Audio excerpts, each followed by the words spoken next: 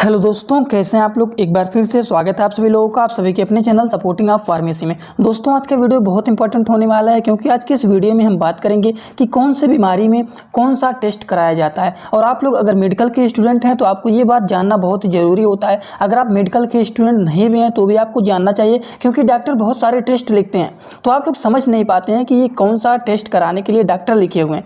तो इन सभी चीज़ों को जानना बहुत ही ज़रूरी होता है। तो चलिए स्टार्ट करते हैं, इनके बारे में समझते हैं पूरा का पूरा बात। स्टार्ट करने से पहले जो लोग चैनल पे नए हो चैनल को सब्सक्राइब कर लेना, बेल आइकन नहीं दबाएं, दबा लीजिएगा, जिससे हमारी नई नई वीडियोज़ के बारे में नोटिफिकेशन आपको सीधा और सीधा होम पेज पे मिले। सबसे पहले हम लोग बात करेंगे सीबीसी टेस्ट के बारे में। अब आप लोग बताइए सीबीसी टेस्ट का मतलब क्या होता है। सीबीसी का फुल फॉर्म होता है कंप्लीट ब्लड काउंट। इसमें क्या क्या चीज़ों के बारे में पता चलता है, इसके बारे में जानते हैं। इसमें हमें पता चलता है हीमोग्लोबिन के बारे में, लिम्फोसाइट के बारे में, उसके बाद इस्नोफिल्स के बारे में और प्लेटलेट्स के बारे में हमें पता चलता है। अब आप लोग बताइए हीमोग्लोबिन से हमें क्या पता चलता है। हीमोग्लोबिन से हमें पता चलता है कि हमारे अंदर ब्लड कितना है, कितना नहीं है। अगर ब्लड की कमी है तो भी हमें यहाँ पर पता चल जाता है।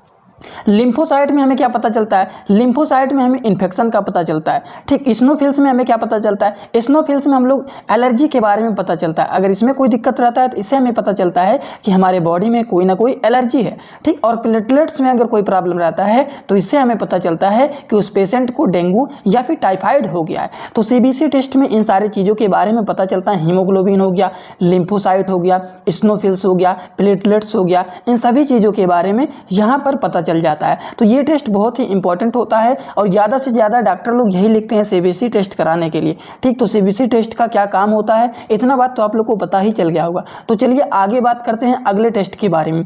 अगला जो टेस्ट होता है वो होता है लिपिड प्रोफाइल। अब लिपिड प्रोफाइल में क्या होता है, लिपिड प्रोफाइल में हमें दो चीज़ के बारे में पता चलता है। पहला तो हमें कोलेस्ट्रॉल के बारे में पता चलता है और दूसरा हमें पता चलता है ट्राइग्लिसराइड के बारे में। अब कोलेस्ट्रॉल में क्या होता है और ट्राइग्लिसराइड में हमें क्या पता चलता है। कोलेस्ट्रॉल में हमें पता चलता है फैट के बारे में, हमारे अंदर कितना ज़्यादा फैट की मात्रा है, कोलेस्ट्रॉल कितना बढ़ गया है, कोलेस्ट्रॉल कितना घट गया है, मोटापा के बारे में इसमें पता चलता है। ट्राइग्लिसराइड में हमें क्या पता चलता है, इससे हमें पता चलता है हार्ट से रिलेटेड प्रॉब्लम के बारे में, यहाँ पर ट्राइग्लिसराइड में पता चलता है। तो लिपिड प्रोफाइल में हमें दो चीज़ों के बारे में पता चलता है, कोलेस्ट्रॉल और ट्राइग्लिसराइड के बारे में। इसी के साथ अगले टेस्ट के बारे में बात करते हैं। अगला टेस्ट जो है वो है एलएफटी। एलएफटी का मतलब क्या होता है, एलएफटी का मतलब होता है लीवर फंक्शन टेस्ट। अब एलएफटी टेस्ट कराया जाता है, कब कराया जाता है, इसमें क्या क्या चीज़ों के बारे में पता चलता है। तो इसमें दो चीज़ के बारे में पता चलता है। सबसे पहले हमें इसमें पता चलता है बिलिरुबिन के बारे में और एसजीओटी एसजीपीटी के बारे में पता चलता है। ठीक, तो बिलिरुबिन में हमें क्या पता चलता है, इसमें किस चीज़ के बारे में पता चलता है।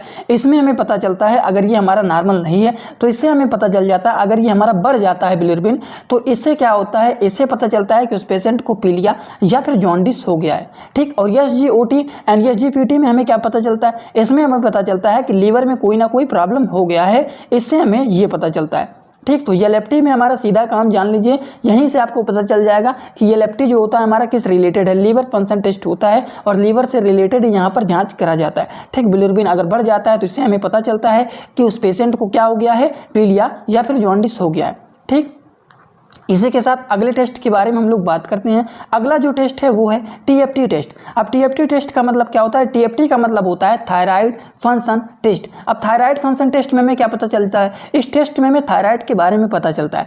ठीक, तो इस टेस्ट में किसके बारे में पता चलता है, इसमें हमें पता चलता है थायराइड के बारे में। ठीक, जिसमें हमें टीएसएच के बारे में, थायराइड स्टिमुलेटिंग हार्मोन्स के बारे में पता चलता है। तो इस टेस्ट में हम लोग टीएसके का रेंज देखते हैं। जैसे थायराइड स्टिमुलेटिंग हार्मोन्स जो होता है तो इसके रेंज को देखा जाता है। तो इसका जो रेंज होता है नॉर्मल रूप से कितना होता है, नॉर्मल रूप से इसका रेंज जो होता है 0.55 से लेकर के 4.78 तक होता है। लेकिन अगर वहीं पर 7.478 से ये ज़्यादा हो जाता है, मान लीजिए 5.00 हो जाए, 5.78 हो जाए, तो इसका मतलब उस पेशेंट को थायराइड हो गया है।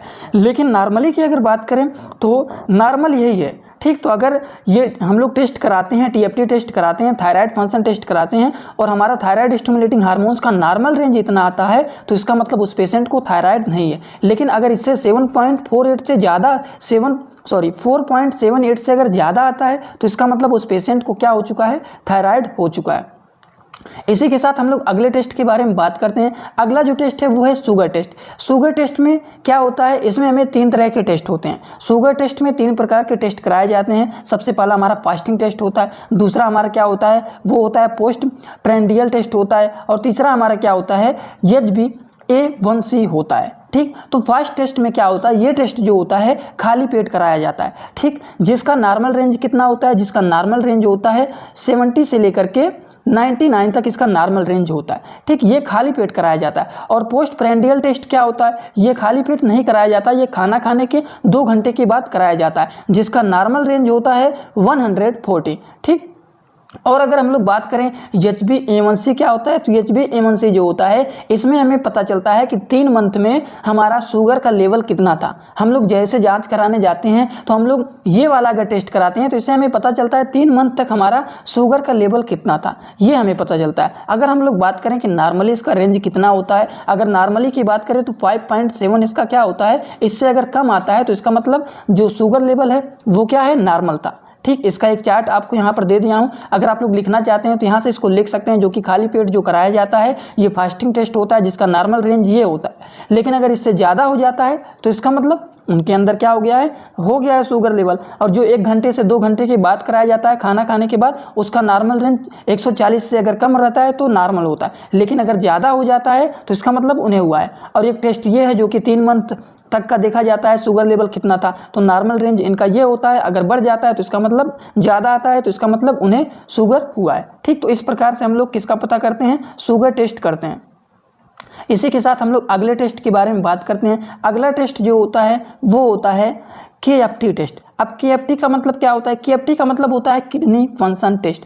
किडनी फंक्शन टेस्ट में हमें क्या पता चलता है, इस टेस्ट से हमें पता चलता है कि हमारे किडनी में कोई प्रॉब्लम है कि नहीं है। इस टेस्ट में 3 चीज़ का पता चलता है। कौन कौन से, पहले हमें क्रिएटिन के बारे में पता चलता है, यूरिया और यूरिक एसिड, ये 3 चीज़ का पता चलता है। और ये तीनों क्या होते हैं, वेस्ट मटेरियल होते हैं, जो कि हमारे बॉडी से बाहर निकलना जरूरी होता है। जब किडनी में कोई प्रॉब्लम हो जाता है तो इसका अमाउंट हमारे बॉडी में बढ़ जाता है, जिससे हमें पता चलता है कि हमें क्या है, किडनी में प्रॉब्लम हो चुका है। तो इस प्रकार से हमें पता चलता है किसके बारे में, किडनी फंक्शन टेस्ट के बारे में। तो अगर ये सब ज़्यादा मात्रा में आता है तो क्या होता है, इसका मतलब किडनी में कोई ना कोई प्रॉब्लम हो गया है। लेकिन ये सारे के सारे वेस्ट मटेरियल होते हैं जो कि हमारे बॉडी से बाहर निकलना जरूरी होता है। अगर नहीं निकलता है तो क्या होता है, किडनी में कोई ना कोई प्रॉब्लम हो जाता है। ठीक, तो इस टेस्ट के द्वारा हमें पता चलता है, किस टेस्ट के द्वारा, KFT टेस्ट के द्वारा पता चलता है किडनी फंक्शन टेस्ट के बारे में।